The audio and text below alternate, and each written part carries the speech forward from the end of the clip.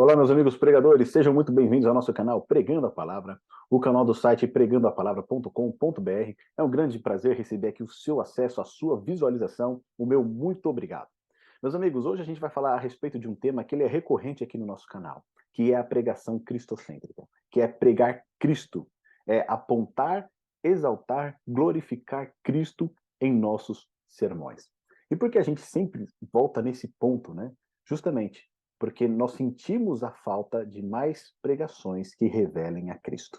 Tá bom? Então fica comigo até o final desse vídeo, nós vamos aqui ter alguns exemplos de Charles Spurgeon e também um texto muito interessante, Cristo, Justiça Nossa. Desde já peço que você deixe seu like no nosso vídeo, faça seu comentário, se inscreva no nosso canal caso você ainda não seja inscrito, tá bom? E compartilhe aqui o nosso conteúdo com os amigos que têm apreço também pelo tema da pregação, tá certo? Sempre quando você faz qualquer uma dessas ações, você ajuda o nosso canal ali a ganhar relevância, aos nossos conteúdos serem distribuídos para um número maior de pessoas e assim a gente consegue fortalecer essa comunidade de pregadores bíblicos e expositivos, tá bom? Então, meus amigos, eu quero falar a respeito desse livro aqui, basicamente de um trecho, tá bom? O capítulo 5 desse livro, que tem como título O Coração do Evangelho, tá bom? Esse livro aqui, ó, é O Foco Evangelístico de Charles Spurgeon, tá bom? O Foco Evangelístico de Charles Spurgeon. Na realidade, esse aqui é um volume da série Um Perfil de Homens Piedosos, uma série de livros muito recomendados, porque ele traz ali não somente a história, mas também a maneira de pregar de muitos pregadores, tá bom? Então, da época da Reforma ali, da Reforma em diante, você vai ter aqui volumes que traçam um pouco da biografia desses pregadores, mas também a maneira como eles pregavam a palavra de Deus. Então, eu recomendo para você esse livro. Vou deixar aqui na descrição, caso você tenha interesse em conhecer melhor esse livro, adquirir, tá bom? É um livro, ele é pequenininho, tá bom? Não é muito extenso, não, mas com profundos conhecimentos sobre pregação, que vão auxiliar bastante no seu ministério. Tá certo? Depois a gente vai fazer um review aqui desses livros. Né? Na verdade, acho que eu acredito que tem um, dois, três, quatro, cinco, seis livros dessa série. E depois aqui a gente vai fazer um review deles para você. Tá bom? Nesse capítulo específico, o Charles Spurgeon, ele vai tratar de um ponto muito interessante que diz o seguinte: não importava qual texto do pregador, Spurgeon acreditava o assunto tinha de ser Cristo. Ou seja, não importava qual tema você fosse pregar, seja no Antigo Testamento, no Novo Testamento, se você está pregando nos Evangelhos, que é muito mais óbvio você falar sobre Cristo, ou se você está pregando nas epístolas, o foco do pregador tinha que ser Cristo. O assunto do pregador tinha que ser Cristo. Ele simplesmente recusava pregar se não pregasse a Cristo. Ou seja, se não fosse para anunciar Cristo, se não fosse para falar de Cristo, ele se recusava a pregar. Spurgeon via o sermão sem Cristo como mensagem sem o evangelho, pois Cristo é o marco de toda a verdadeira pregação evangélica. Ou seja, uma pregação sem Cristo não pode ser uma pregação evangélica, tá bom? Se nós queremos alcançar as pessoas, queremos apresentar Cristo, Cristo precisa ser mencionado. Se nós queremos que as pessoas tomem uma decisão em favor do evangelho, Cristo precisa ser pregado. É terrível, horrível mesmo, um sermão que não fale de Cristo. É uma cisterna rota, nuvens sem chuva, árvores duas vezes morta, arrancada pelas raízes. Abominável coisa é dar pedras em lugar de pão aos homens. Ou escorpiões em vez de ovos. Mas é o que fazem aqueles que não pregam a Jesus. Sermão sem Cristo é como falar de pão sem farinha. Como alimentar assim a alma? Então, aqui uma citação de Spurgeon fascinante. Não é? Ele vai comparar aqui que um sermão sem Cristo é uma cisterna rota, é uma árvore arrancada pelas raízes, é uma coisa abominável, é pedra no lugar de pão, são escorpiões em lugar de ovos. Ou seja, uma pregação sem Cristo é uma pregação sem vida. Declarou então com ênfase: os homens perecem por Cristo não estar ali. Para Spurgeon, um sermão sem Cristo é vazio de qualquer poder salvador. Olha que impressionante isso. Um sermão sem Cristo é um sermão vazio de qualquer poder salvador. Será que muitas vezes nós não estamos experimentando os avivamentos na nossa igreja? O poder salvador de Deus na nossa igreja, por conta das mensagens que estão sendo pregadas sem Cristo? Às vezes nós queremos uma igreja mais vibrante, uma igreja mais missionária, uma igreja mais evangelista, mas esquecemos que o poder, o combustível para mover essa igreja é o Espírito Santo.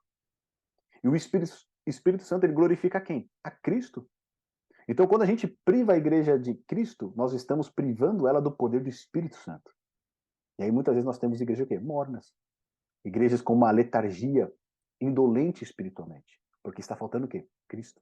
É óbvio que o cristão, individualmente, precisa buscar esse poder vindo do alto.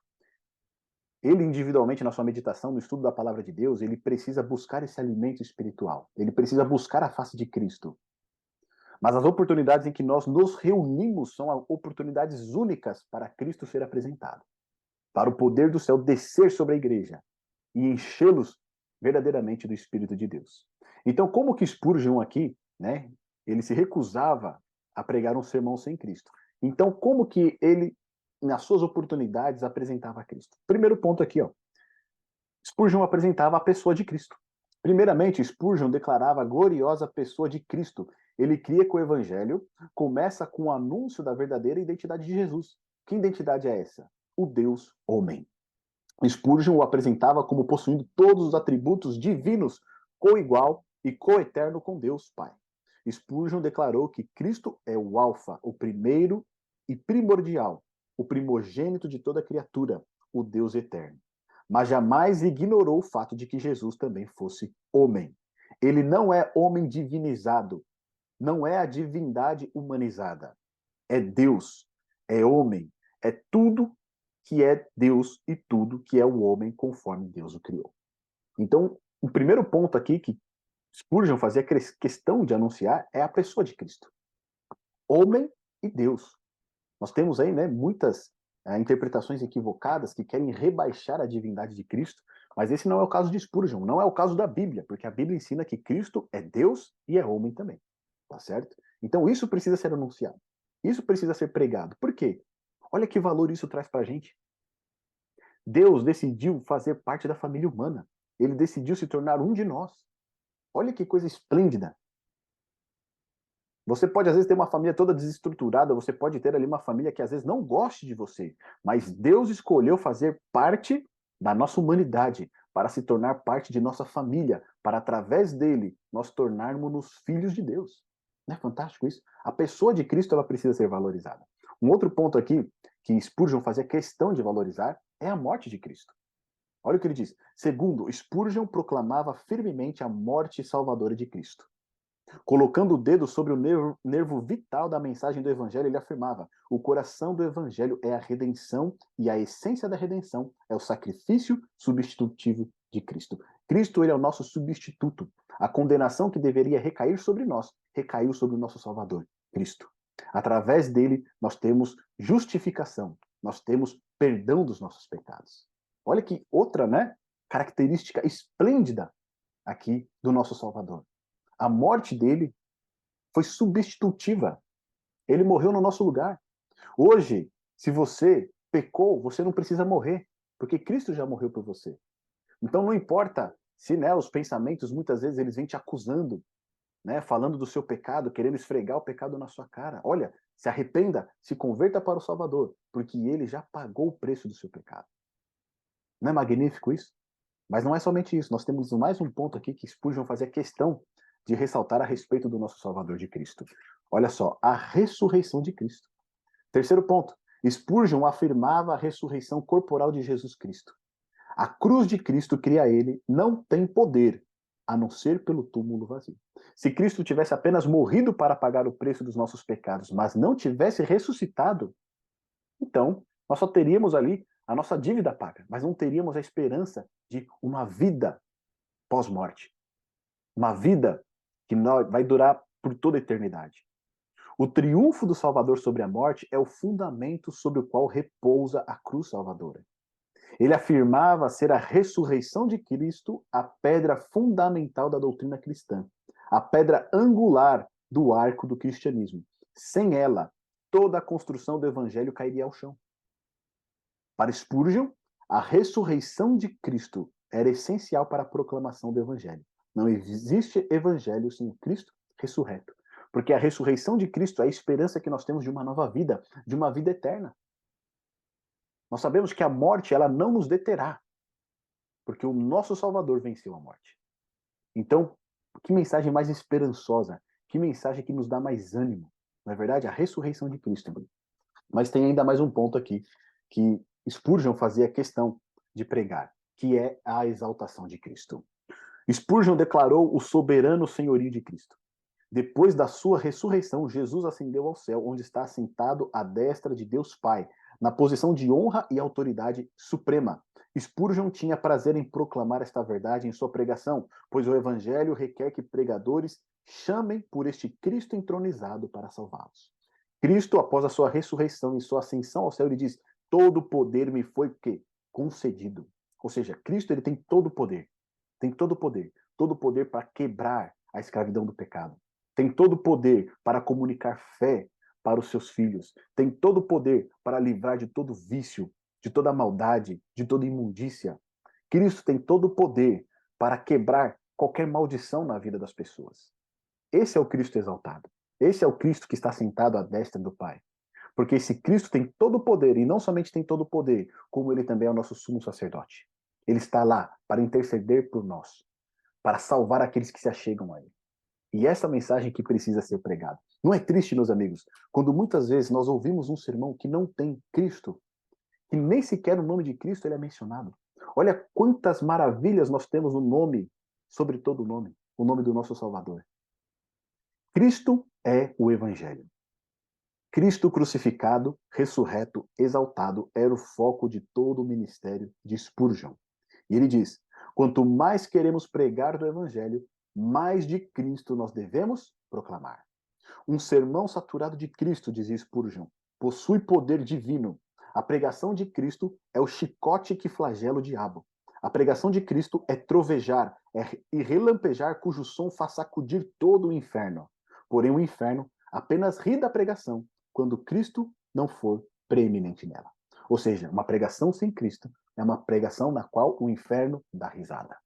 Ele dá risada. Porque é uma pregação sem poder. Não tem espírito, não tem vida.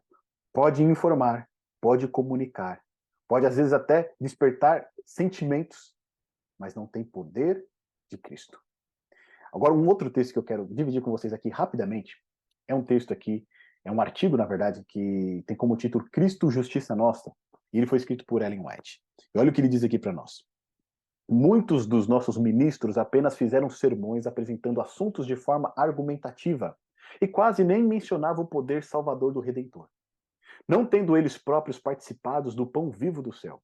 O seu testemunho estava desprovido de alimento, destituído do sangue salvador de Jesus Cristo, que purifica de todo pecado. A oferta deles se assemelhava à oferta de Caim. Ele trouxe ao Senhor o fruto da terra, que por si só era aceitável aos olhos de Deus. Muito bom, de fato, era o fruto, mas faltava a virtude da oferta, o sangue de Cristo, representando pelo sangue do Cordeiro imolado. Representado pelo sangue do Cordeiro imolado. O mesmo acontece nos sermões sem Cristo. Os homens não ficam com o coração picado. Eles não perguntam o que devo fazer para ser salvo. Em seu caráter sacrificial, Cristo se revela como pão da vida. Quem come a minha carne, declarou ele aos seus discípulos, e bebe o meu sangue, tem a vida eterna. João capítulo 6, verso 5, 54. Porque ele não é apresentado ao povo como pão vivo? Porque ele não habita no coração de muitos daqueles que pensam ser seu dever pregar a lei? Cristo é deixado de fora de seus sermões. E de leste a oeste, de norte a sul, a igreja tem estado faminta pelo pão da vida. Olha que fantástico isso. São dois autores diferentes, tá certo? Spurgeon e Ellen White. Mas você vê que a mensagem é a mesma. Um sermão sem Cristo é um sermão sem vida. Uma igreja que tem recebido sermões sem Cristo é uma igreja que está passando fome. E aí, para concluir, ela diz o seguinte: por que então se manifesta na igreja uma tão grande falta de amor, de simpatia verdadeira, elevada, santificada e enobrecedora, de terna piedade e amorosa tolerância? É porque Cristo não é constantemente apresentado ao povo. Seus atributos de caráter não são introduzidos na vida prática. Homens e mulheres não comem do pão que desceu do céu, que desce ainda hoje do céu. Não é fantástico isso? Muitas vezes a nossa congregação está passando fome, meus irmãos. E a gente às vezes pode falar, mas fala de Cristo, fala de Cristo. Aqueles que estão aqui conosco há tantos anos, eles já ouviram a respeito de Cristo. Eles só estão aqui porque, na verdade, eles aceitaram a Cristo. O que mais temos para falar de Cristo? Eles já sabem que Cristo é o caminho, a verdade e a vida, que Cristo é o Cordeiro de Deus que tira o pecado do mundo. E aí tem uma frase de Martinho Lutero que eu gosto muito, que ele diz o seguinte: o evangelho ele precisa ser pregado e repetido. Sabe por quê? Porque nós esquecemos. Nós esquecemos. Nós podemos até estar na igreja por Cristo, porque nós não podemos entrar se não for de outra maneira. Mas se Cristo não for constantemente apresentado diante de nós, nós nos esqueceremos. Portanto, meu irmão, pregue a Cristo, anuncie a Cristo. Não importa se você já falou, já pregou, já fez uma pregação evangelística, anunciando, apelando para Cristo, continue pregando dessa maneira, continue apresentando Cristo. Nós vimos aqui, até mesmo pelo exemplo de Spurgeon, nós podemos falar da vida de Cristo, a pessoa de Cristo, a sua morte, a sua ressurreição, a sua exaltação, a sua intercessão por nós como sumo sacerdote. Ou seja, não faltam assuntos a respeito de Jesus Cristo para ser anunciado à nossa igreja. E nunca é demais falar de alguém que nós amamos. Continue pregando.